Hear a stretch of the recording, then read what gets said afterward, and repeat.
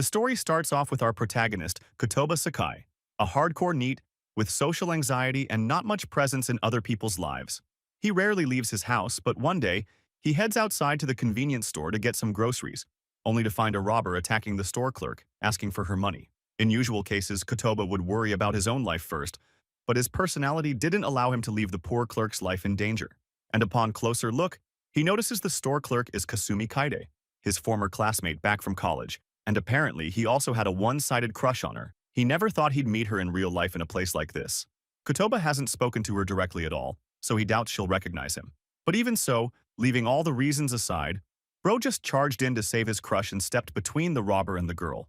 The robber was startled by his sudden intervention, and instead of the girl, he stabbed Kotoba in the stomach. Kotoba suffered immense pain from the stab, while Kasumi was too afraid to process what just happened. But when Kotoba asked her to just run away, her survival instinct got the better of her, and she reflexively ran off straight to the store's exit, not caring about anything else.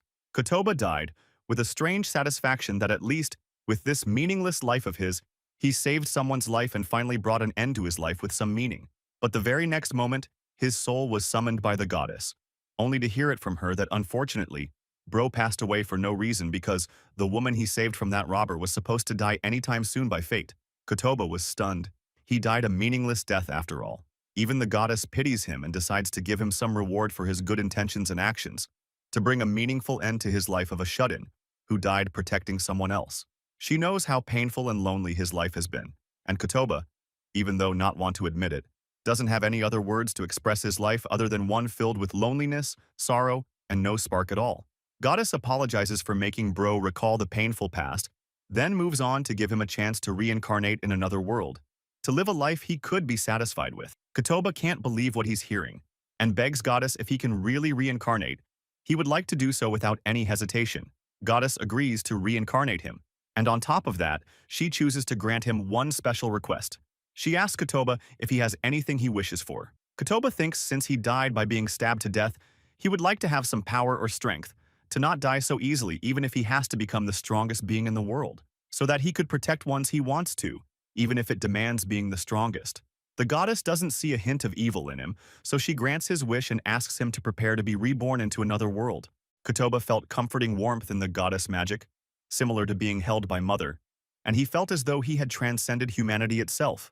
But the very next moment, he found his consciousness inside a small plant, and he didn't understand what just happened. He expected he would get the strongest body that can't be killed by anyone, even if stabbed. But he didn't expect the goddess would make him a plant. He was disappointed in this life already, and the next second he got trampled on by a fat human, who's on his way to beat some guy with his friends. They seem to be a bunch of bad guys bullying a poor and kind guy, just because he was a farmer of a low standing in the village, while the fatty seemed to be the son of the village chief who liked ordering around everyone below him. After they left, the poor guy noticed the plant, and Kotoba got worried he would be stepped on again and this would be the end of it. But surprisingly, the guy was worried for the plant if it's okay, even though it doesn't have anything to do with him. The guy thought it would be a problem if someone stepped on the plant again, so he decided to make a fence around the plant, to make it easily visible from now on and people won't step on it carelessly again. After that, the guy simply left with a smile, moving on with his life normally. Kotoba, on the other hand, was deeply moved by the kind man, and he feels extremely sorry for getting him wrong earlier. He wished he could thank him, and just thought of this as a favor he won't forget as long as he lives on. Unaware, some light beam glowed from him and transferred into the body of that kind man, but the guy couldn't sense it and just left for his home.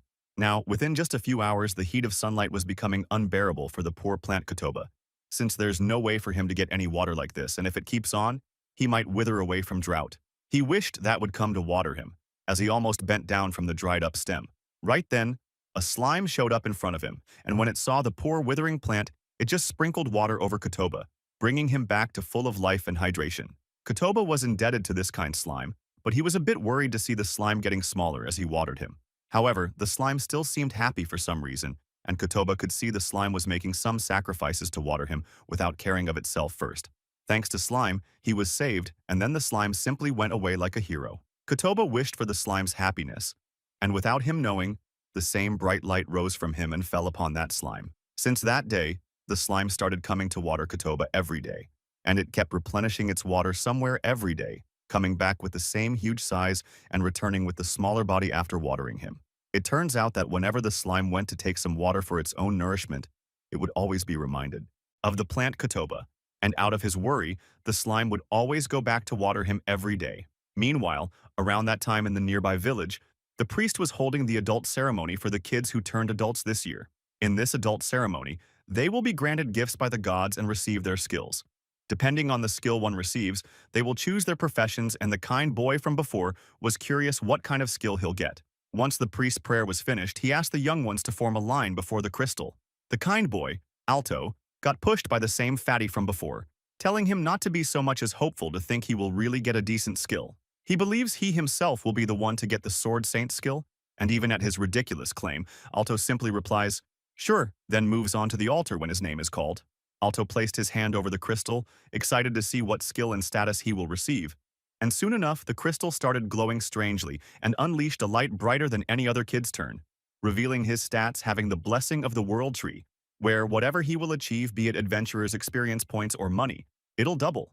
The priest was shocked by the appearance of a skill he had never heard before, and in any case, he praised Alto and congratulated him.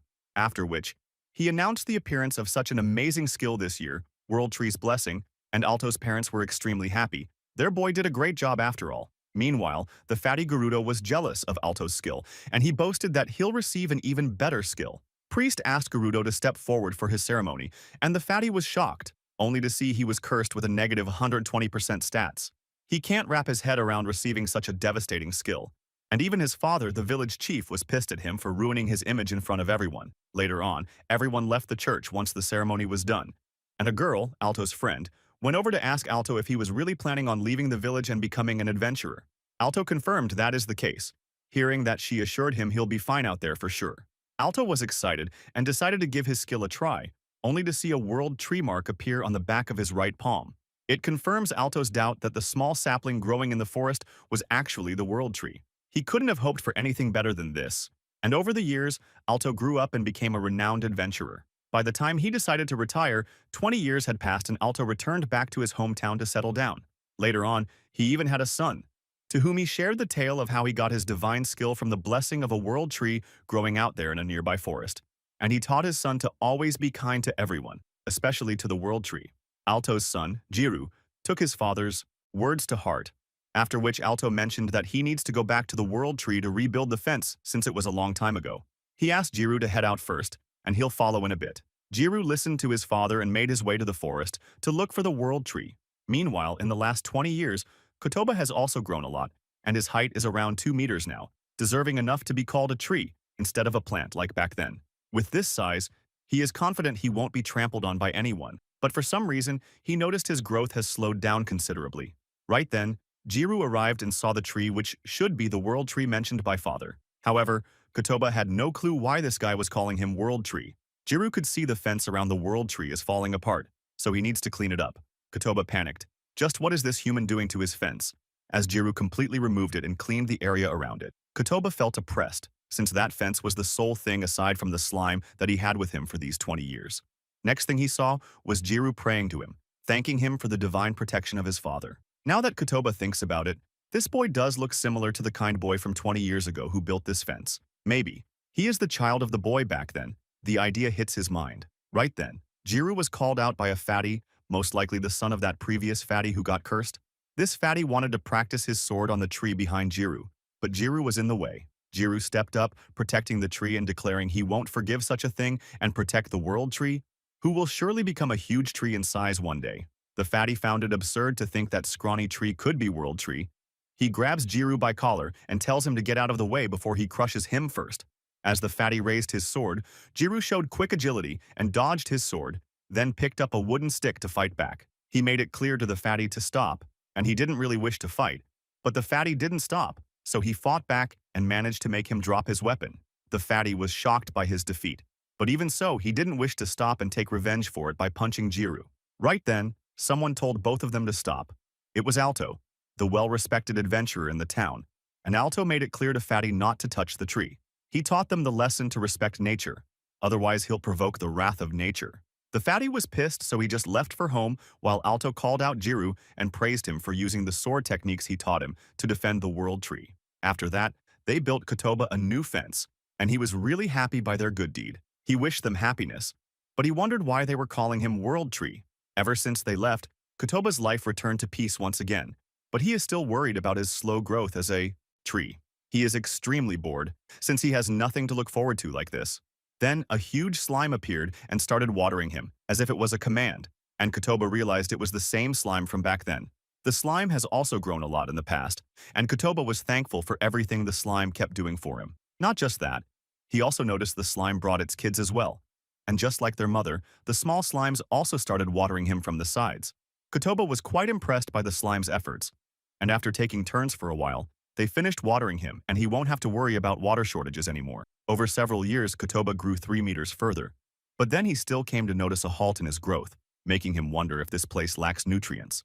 Then a wolf came out from the forest bushes, seemingly anxious about something, and when he looked at the Kotoba tree in front of him, Kotoba wondered what it wanted from him. Just then, Kotoba witnessed something he never could have guessed, a wolf leaving excrement, and relieved himself right where Kotoba is. And since he was a tree, Kotoba couldn't do anything about it while the wolf did his deed and left the place, leaving Kotoba with a trauma. However, Kotoba suddenly noticed some significant growth in a very short time, which means that the monster's excrement acted like a fertilizer for him. He thought he should be grateful for that wolf, unknowingly blessing the wolf with a good life. Next day, the wolf returned back to him, and Kotoba noticed the wolf have grown up considerably. The wolf even spoke to Kotoba, apologizing for what he did yesterday and being rude to the tree. It seems the wolf has gained some intelligence out of nowhere, and Kotoba didn't really mind anything. He was rather thankful to him since he was able to grow. But the wolf had a better idea now, and instead brought some animals he hunted down himself in the forest. The wolf was sure these will serve as nourishment to him, and after the wolf and his pack buried the remains of their prey, they simply prayed to the world tree and left. Kotoba could feel it.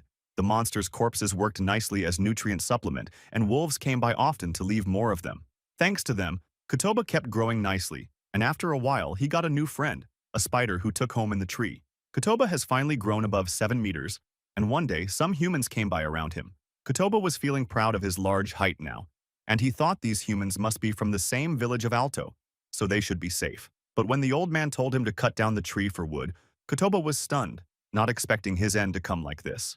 Spider was concerned for the tree, as the humans slowly made their way to cut down the tree with axes, and Kotoba really didn't want to be cut down here, but his constant begs were not audible to clueless humans. The wolf pack from before arrives, just in time, and charges in to step right before the tree, protecting it from the humans who want to cut down the world tree. Humans were visibly scared by the fierce-looking wolves, and their angry stares scared them off. Kotoba was amazed. Are they really trying to protect him, but the humans don't understand what the hell is going on here, and they just simply cancel on cutting down that tree just because those wolves were scary. Humans apologized for trying to cut the tree, and Kotoba was grateful to the wolves, who came just in time to save him. He wished he could speak to them, but indirectly he was blessing them without knowing about it. Meanwhile, the humans were returning with disappointment, wondering why those wolves blocked their path. They were now looking for another tree, since they needed some wood, and the old man wished they could find a tree as large as the previous one. They were unaware that a demon had its eye on them, which could bring a lot of trouble in the near future. Progressing further, Kotoba was growing up all nice and peacefully, and finally his tree self even bore fruits, although he himself isn't aware of what kind of fruit grows on him. Unfortunately, he can't eat it himself either. When the usual slime arrived to water him, Kotoba looked at the kind slime and was ever thankful to it for watering him. He decided to give the slime with this fruit, so he dropped a fruit from his tree in front of the slime, and the large one started eating it. Kotoba saw the slime seemed really happy after eating it, meaning the fruit must have been really tasty. Then suddenly its whole body started glowing with mana surging out of its body, until eventually the slime evolved into the Slime Queen. The bigger surprise was when the Slime Queen spoke out, thanking the World Tree for granting her the evolution fruit. Kotoba was glad she liked it, and he also learned by this that fruit on him is the evolution fruit. After that, he gifted the same fruit to the wolves to thank them for bringing nutrients. And after eating the delicious fruits, the wolves also glowed brightly and evolved into higher forms, looking more like humanoids. Their evolution was pretty surprising even to the wolves, and they haven't witnessed anything like it before. They came to realize the fruit from the World Tree was behind the evolution, in which case they all prayed to thank the World Tree for the blessing and decided to settle in this forest. But since they can't protect the World Tree with just 4 of them, they decided to go back to their previous home and bring more of them here to live better lives under protection of the World Tree. Before leaving, they thanked the World Tree again and promised to repay this kindness. Kotoba saw the higher wolves as they left on 2 legs, and for some reason, they have started calling him World Tree for some reason. Kotoba figures that he must be special after all, since his height and growth is significantly faster compared to other trees in the area. But still, to be called World Tree seemed pretty extravagant to him. After that, some time passed, until one day some humans arrived before him. They all seemed to be concerned about an old man, referring to him as a high priest, who is sick right now by a mysterious disease. Kotoba could tell these guys are from some sort of religious cult. He thought maybe he could help them out, so he dropped an apple from the tree, and one of the humans picked it up, then respectively served the fruit to the high priest, hoping to at least bring some strength to him. The high priest hesitantly ate the fruit, and the very next second made a miraculous recovery and stood on both his legs. Others asked the high priest if he's feeling better now. The high priest told everyone about the mysterious power of the fruit borne by this tree, which can cure anything.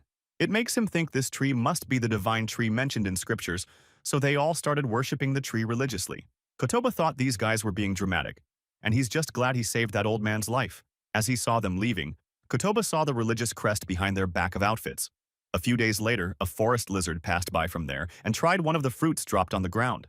Kotoba feels like he might be attracting various beings to him by some strange power at this point, and the very next moment he saw the lizard evolving into a fully fledged lizard man.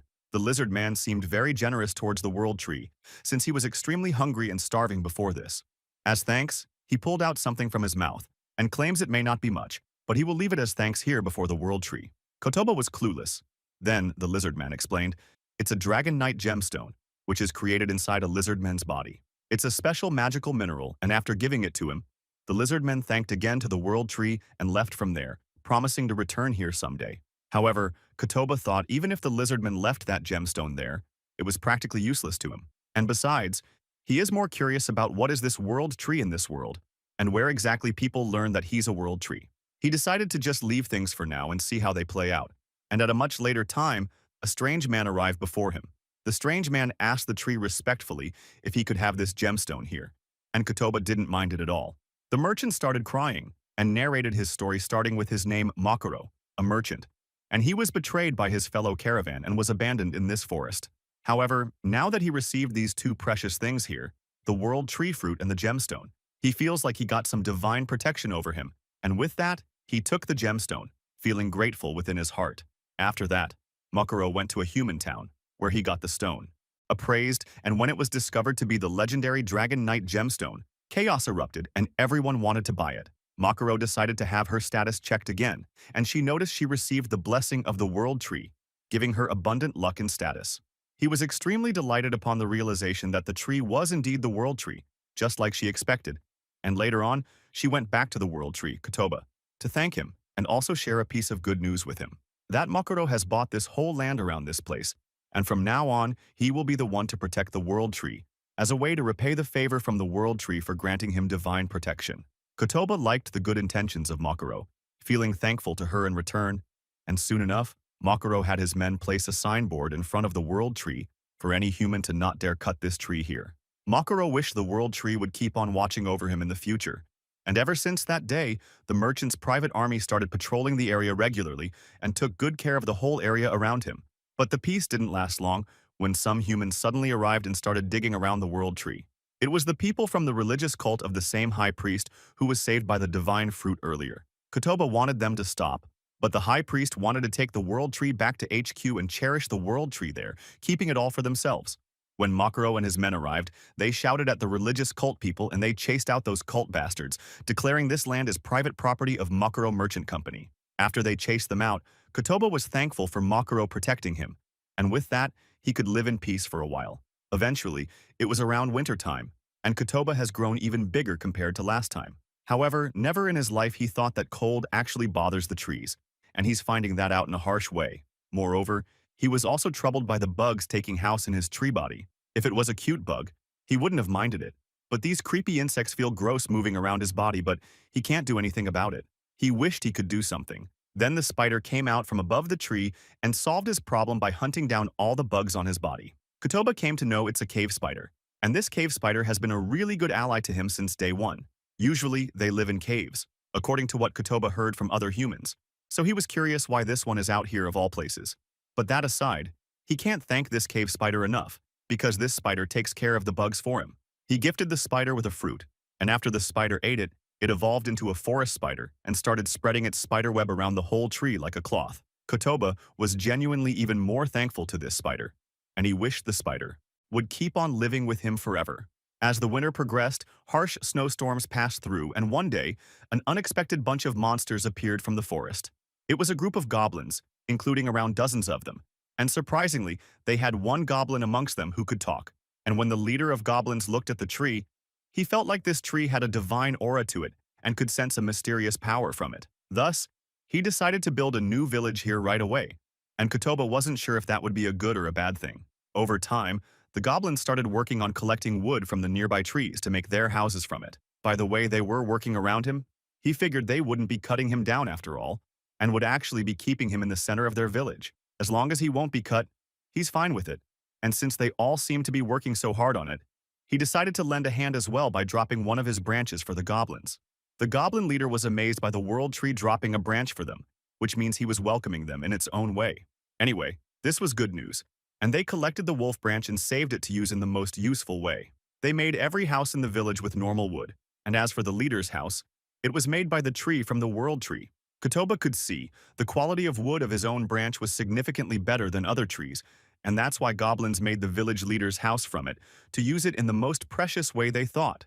Once the settlement was made, they all raised their voices in joy and looked up to Kotoba, which was very heartwarming for our protagonist.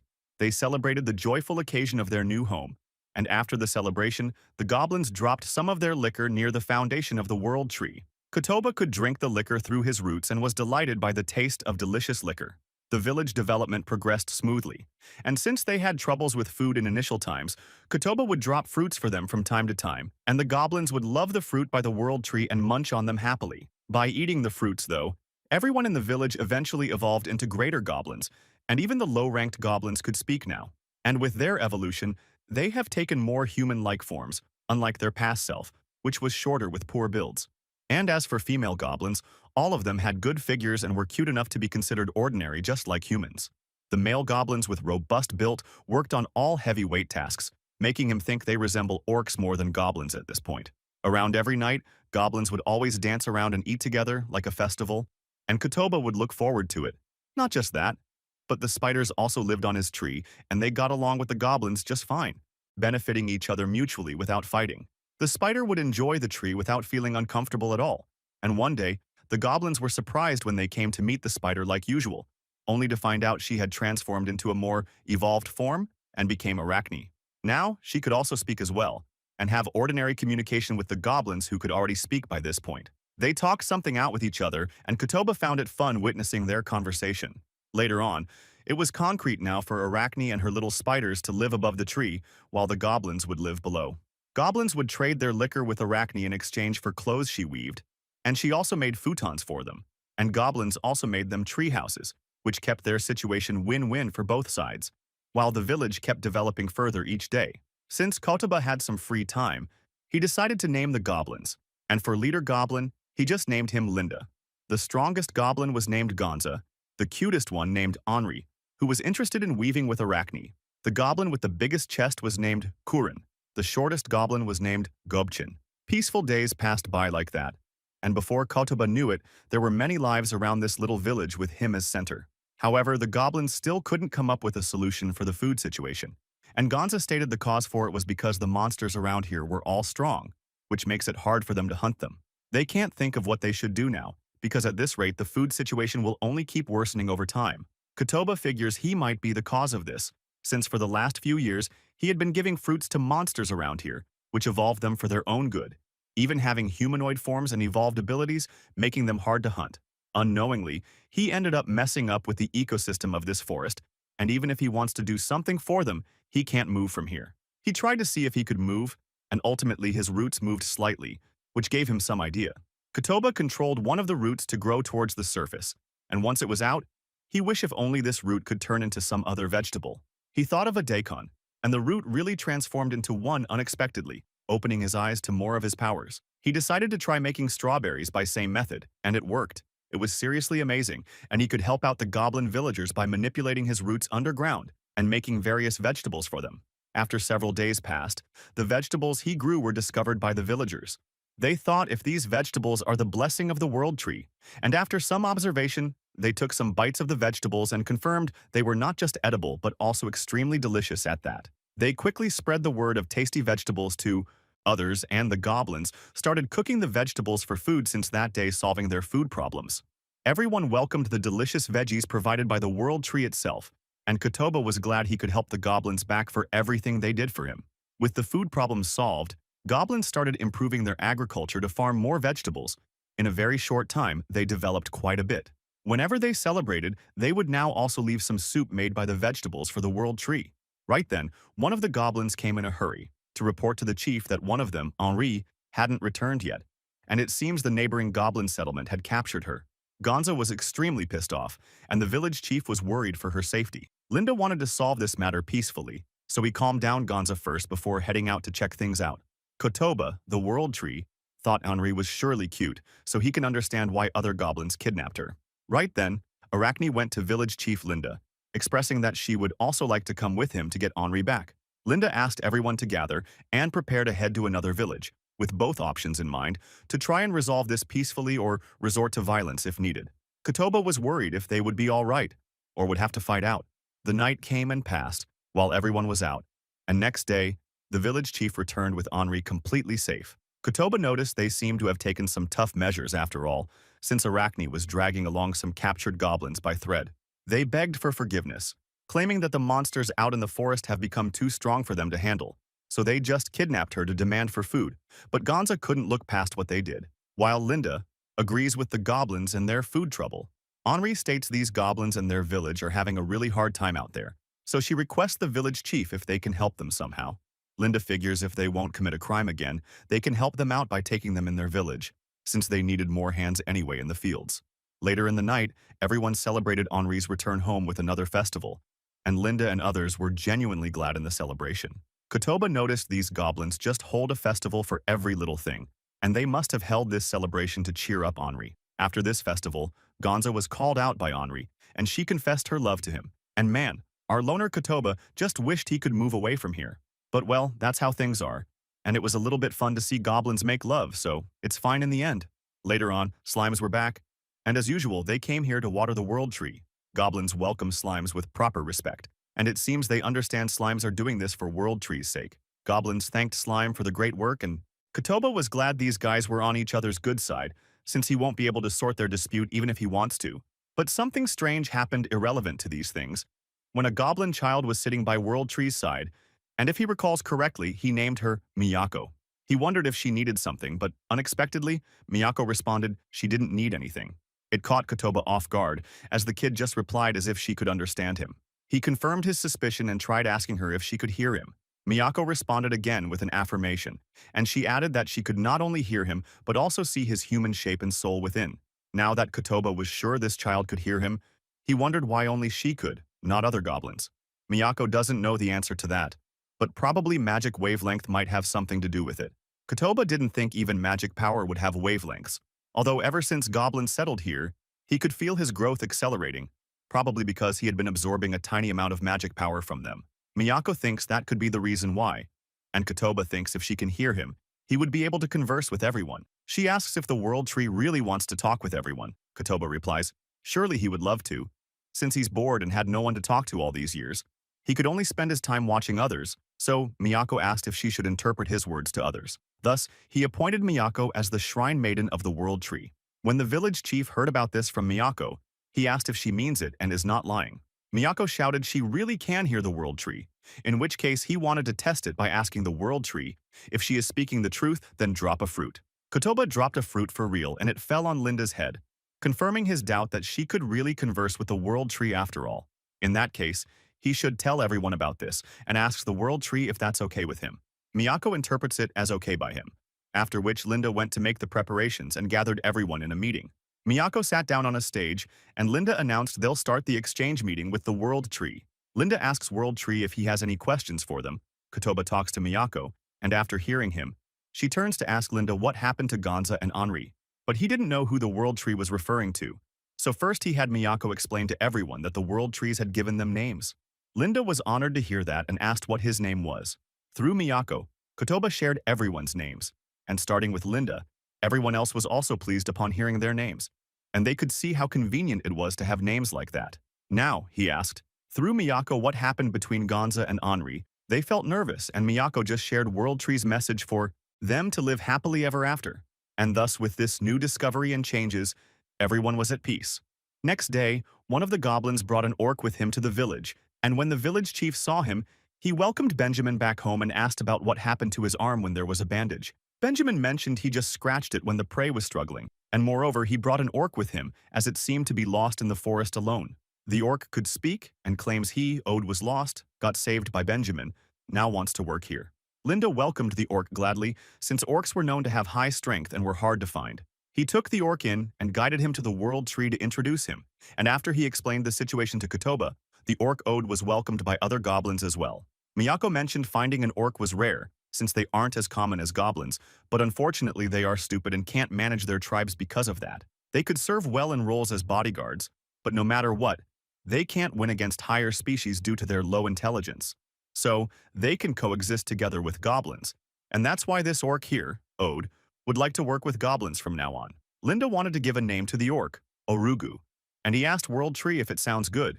He responded that's good, and with this they came to bring in a new friend in the village. Miyako offered a fruit by the World Tree, as a token of their welcome, and after accepting the fruit and taking a bite, the orc evolved right there into an higher orc, and he even started speaking like a gentleman after becoming High Orc, and thanked everyone for their kindness and looked forward to work with them. After some days, Kotoba noticed something in the distance and wondered what it was. And upon closer look, he recognized it was the pack of werewolves, the same one who served him with nutrients. It's been a while since he saw them, but now that they are here, the wolf leader couldn't understand why there is a village already out here around the World Tree, and everyone here living where he wanted to live pissed him off. He shouted at top of his lungs, questioning what the hell they think they are doing, and goblins noticed the wolves at once. As the wolf leader kept screaming at top of his lungs, they got some nerve taking his home away. Kotoba didn't expect wolves to be so quick to fight, and the village chief Linda also grew alert as he saw the aggressive wolves charging at his village. Gonza and others also stood on guard with spears and asked the wolves who the hell are they, as this was their village, and the wolves should leave immediately. Kotoba didn't want a fight to happen and wanted to stop them somehow. He started shaking violently, which made them think that World Tree is angry and wants those wolves out. Kotoba realized this was a hopeless approach, and he quickly found Miyako and told her to stop the fight. So, she quickly went over to the village chief and shared World Tree's words with the chief. Linda stopped Gonza and shared the words of World Tree to stop the fight.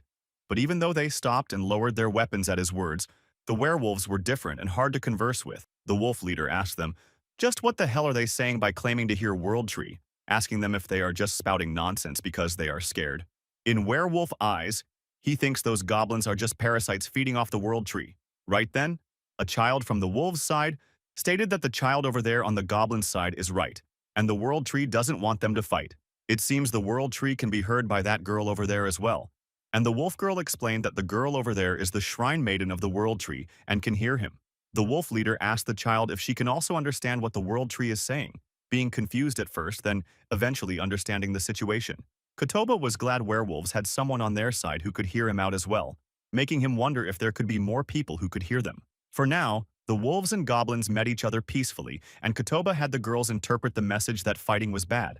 He asked them to speak his words at the same time, and conveyed that the World Tree belongs to no one, so everyone should cooperate and get along with each other. When they spoke the same thing at the same time, the wolf leader believed in them fully, which cleared the misunderstanding between them, and he apologized to the goblins' chief for his behavior. He thought goblins were trying to use the World Tree for their evil purposes.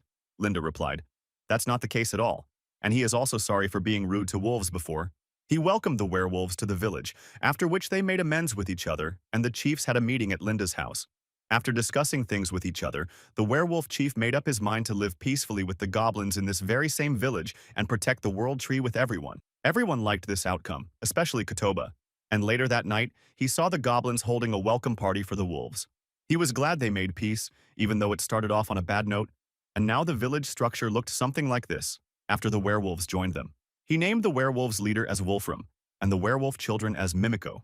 Later on, the goblin chief offered vegetables to the wolves, but they were all carnivores and couldn't eat vegetables. On the other hand, they were quite skilled in combat, and even in this forest, they could hunt quite well and obtain the prey easily. The werewolves regularly went out hunting in the forest, and thanks to them, even the goblins got to receive meat.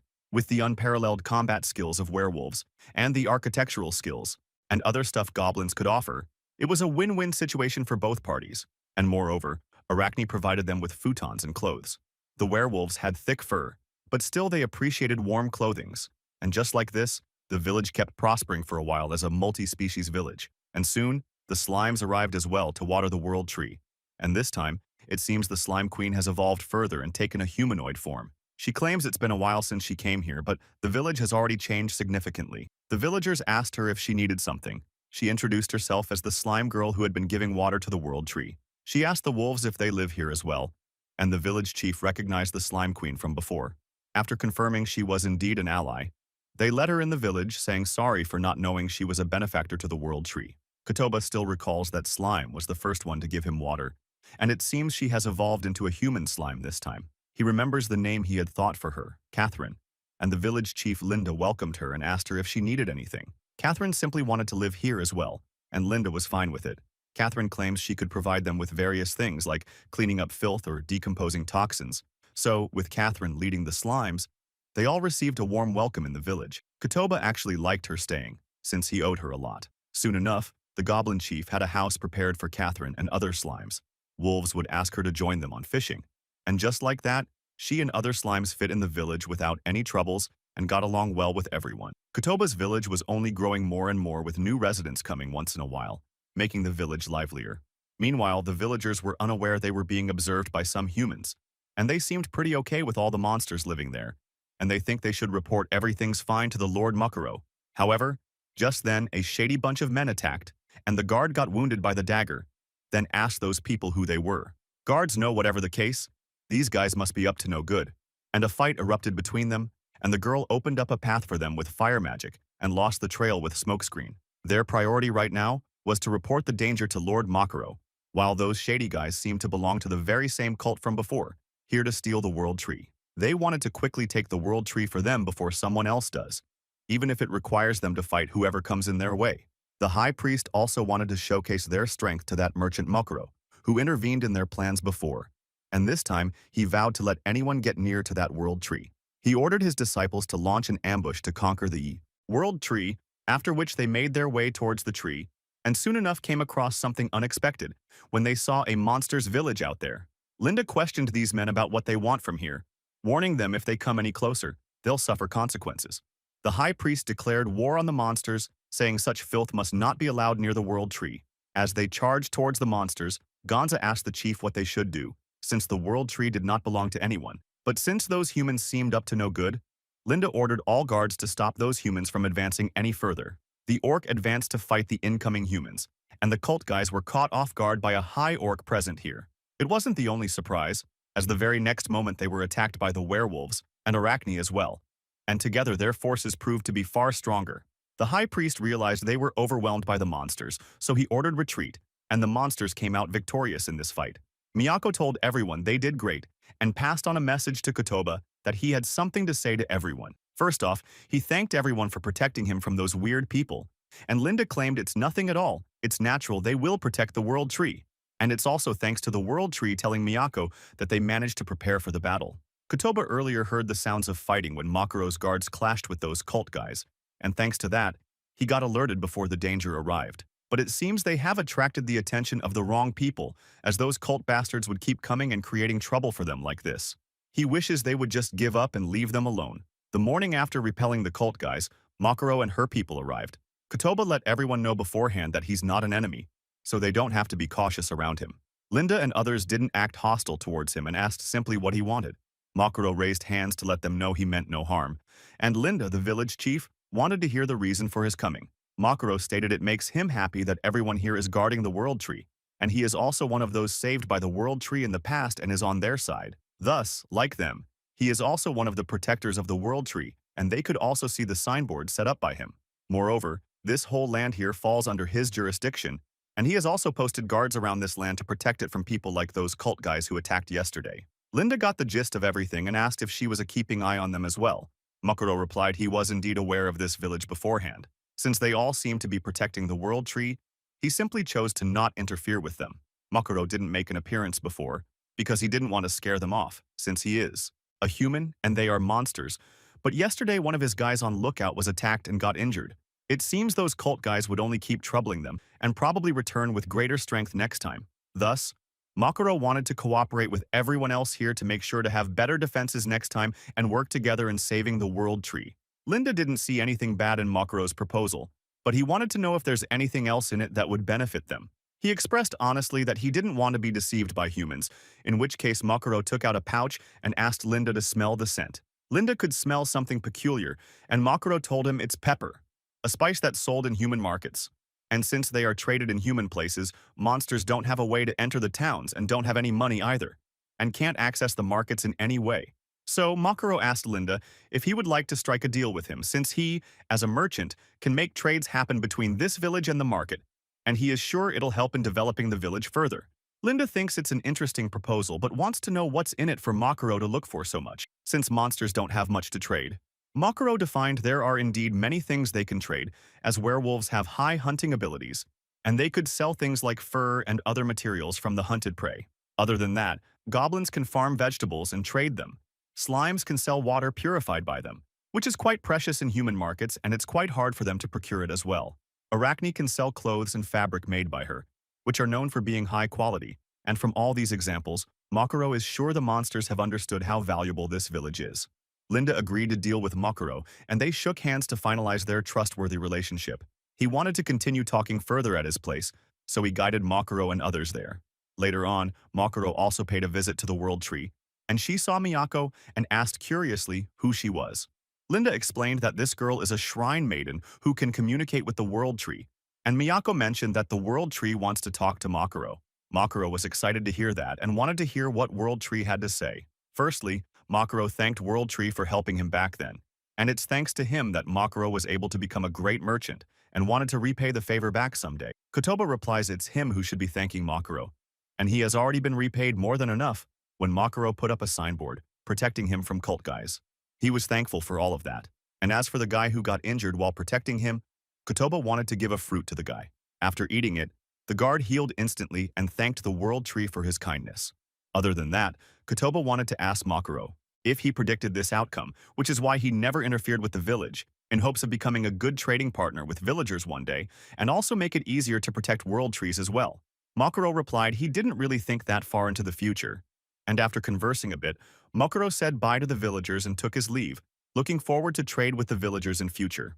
And for lookout purposes, some of Makuro's guards stayed back in the village, and a house was built for them accordingly, leading them to move here permanently. After the deal with Makuro began, the village became a much more convenient place, as they first obtained spices and seasonings, and they could eat a whole lot more dishes now. The villagers' work efficiency also increased when they got better equipment from the markets, which were far more durable and stronger than the ones made by goblins in the past. Moreover, goblins took a liking to the human alcohol as well. They started getting more of it from Makuro since it was really delicious. And over time, more and more beverages made by humans were brought in, and the villagers were living even livelier than before. Just like that, several years passed peacefully, and Kotoba also grew into a gigantic tree for real. At this point, Kotoba himself could feel that he was somewhat special and got a divine appearance, and he might very well be the largest tree in the world right now. The village has also developed quite a bit, and it wouldn't be wrong to say it's a small town now. The forest around the town also developed along with it, and Kotoba started feeling like he was emitting some kind of energy all the time. Earlier, he was worried his abnormal growth would destroy the surrounding forest, but the villagers kept good care of everything, and the whole area was now a vast expansive forest. Other than that, several changes occurred inside the village as well. Like for starters, Linda and Miyako got married to each other and also had a child named York. Since it was the wedding of the village chief, everyone celebrated it as grandly as possible, and some goblins even danced naked out of joy. And as usual, Linda was still respected by everyone, although a few envied him for getting a young bride. Meanwhile, Gonza and Henri also gave birth to their children, who were twins, a boy and a girl, named Riku and Sora. And as expected of Gonza's children, they were incredibly athletic. They also inherited good looks from their mother. And other than them, we see that Benjamin's partner was more surprising, since he married one of the werewolves. She was the shrine maiden from Werewolf's side, Mimiko, and she had a wonderful life with Benjamin. They even had a boy named Emerald, who was a half-breed of those two. The leader of wolves married a beautiful wolf woman, and their child was named Jonas, who will later become the next leader of the pack. The spider swarm grew as well, and the small, Spiders around Arachne evolved into jungle tarantulas, small but extremely agile. They worked as a perfect patrol team around the forest, while the orcs have also increased in number within the town ever since Orugu came to the village. They built their homes in villages as well and had children. Now there are about 15 orcs in the village, all serving as tanks guarding the world tree. It wasn't just the villagers whose lives changed significantly over past years, but our protagonist, Kotoba's life also had a drastic change when one day he glowed extremely brightly, releasing a blinding light, and was discovered by new guests, the elves, who finally found the world tree which just released the light of rebirth. Elves started casting magic spells out of nowhere, and the aim for their magic spells was the monster's town, and all of them could sense danger. Linda and others shouted at the elves to stop casting spells, but the elves wanted to drive out everyone living around the world tree, and have combined their magic spells together to destroy the whole town. But when they heard world tree, our protagonist Kotoba telling them to calm down, the elves dispelled the magic attacks and the whole area calmed down as if that catastrophe was a lie. The leader of the elves introduced herself to the world tree as Era, and it seems the elves could hear Kotoba's voice as well. All the elves were delighted to hear the world tree's voice, and since they could hear and understand him, Kotoba figures it'll help in handling the situation faster. He told the elves that fights are prohibited around him, hearing which the elves were shocked, and they asked how else would they drive out those monsters from here. Arachne closed her mouth shut with a web, and Kotoba continued that everyone who lives here is his friend, so they should get along with them. Since the world tree said so, all the elves listened to him and apologized to the goblins for their rude behavior and calling them ugly monsters before. That aside, Miyako asked elves what business they have here, and also shared their story first before reaching any conclusions. Elves were surprised, and they asked them if they were not aware about the passing of the previous world tree. Kotoba didn't know even the world trees die in this world, and the elf leader confirmed that the previous world tree, Lord Yushil, passed away recently. Therefore, elves came here seeking the new world tree, and when they finally found it, they were angry to see a town already built around the world tree. After hearing the whole story, Kotoba asked the elves, what exactly is the world tree? Does it exist in multiple places in this world? Era explained, there's only one world tree in the world, and the largest tree in the world becomes the next world tree. And since Kotoba has become the world's largest tree, he has replaced the previous world tree. Kotoba feels like it's his fault that the previous world tree died then. But he is confused by one thing. Why did monsters and some people call him world tree even before he grew this large? She figures they must have been aware somehow that he will become the next world tree. It could have been a hunch, much like foresight, and Kotoba wonders if that's how it is or was supposed to be.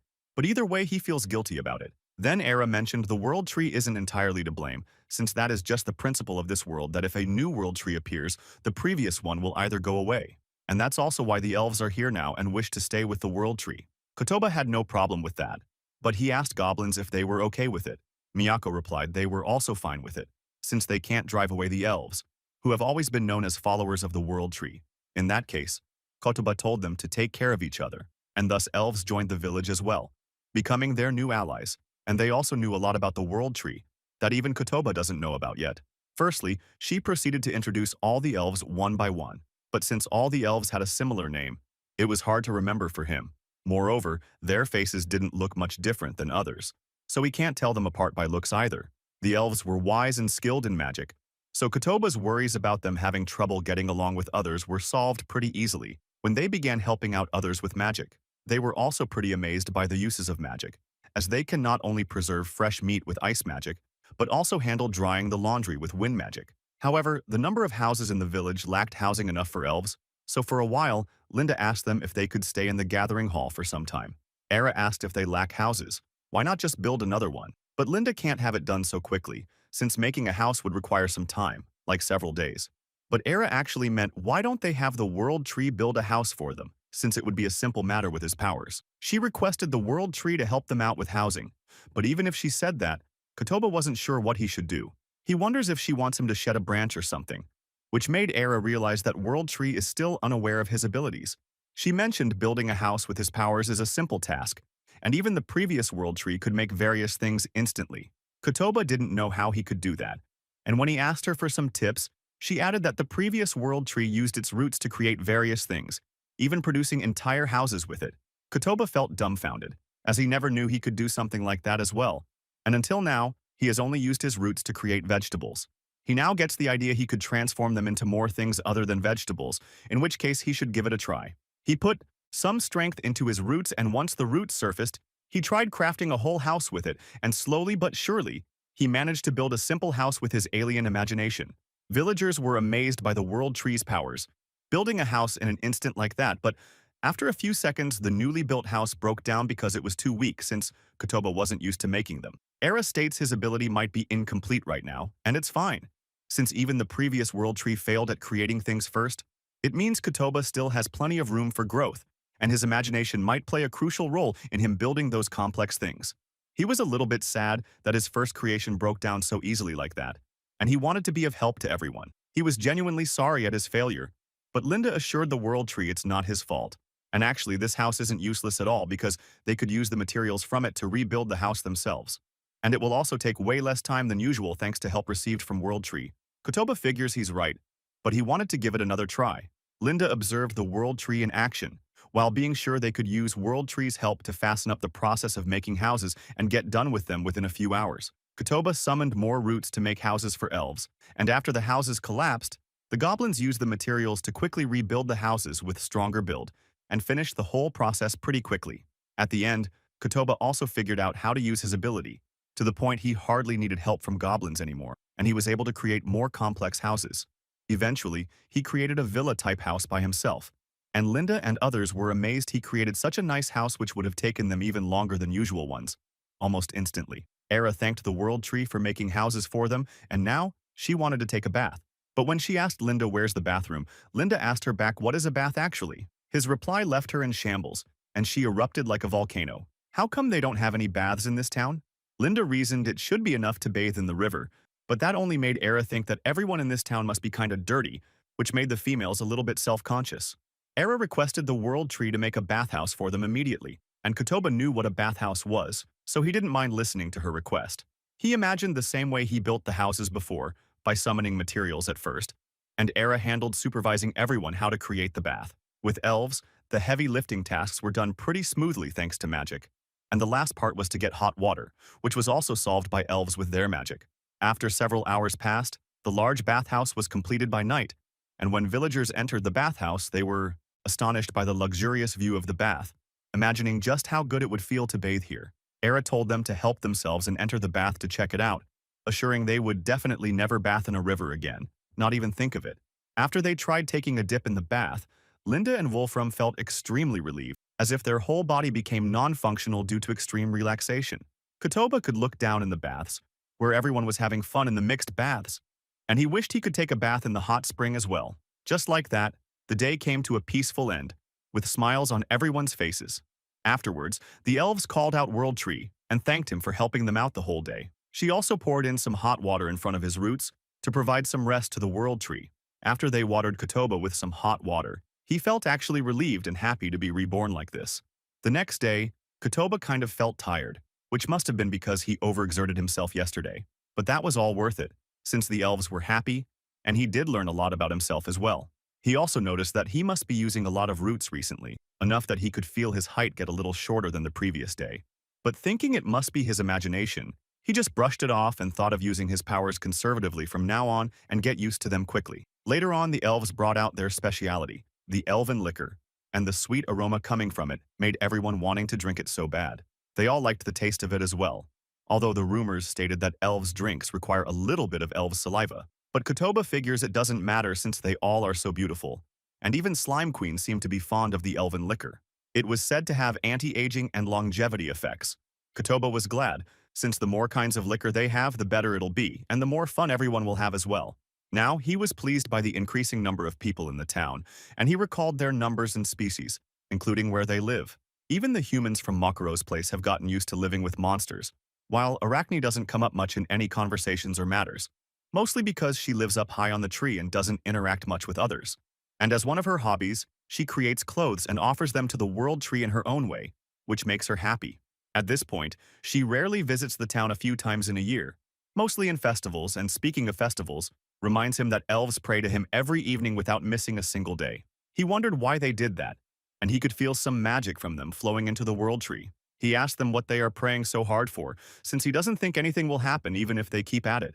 Era asked him if he's unaware that the growth of the World Tree requires faith. Kotoba didn't really know that, and asks if she's praying for him then, to which she nods and explains the more faith he gets, the more he and his powers will grow. And come to think of it, Kotoba surely has been helped by many creatures since beginning. Everyone contributed a lot to his growth. He feels grateful to everyone. Then the elves mentioned it's about time he should have enough faith to manifest. She requested the world tree to show his true form to them, but Kotoba doesn't have a clue what they're talking about. She explained that with this much faith power, he should be able to create a split body and manifest within it, after which he could also act and walk around freely. Kotoba was extremely shocked by that possibility, and if she was speaking the truth, it would really change his life by a lot for good. Era requested the world tree to give it a try and show them his true form.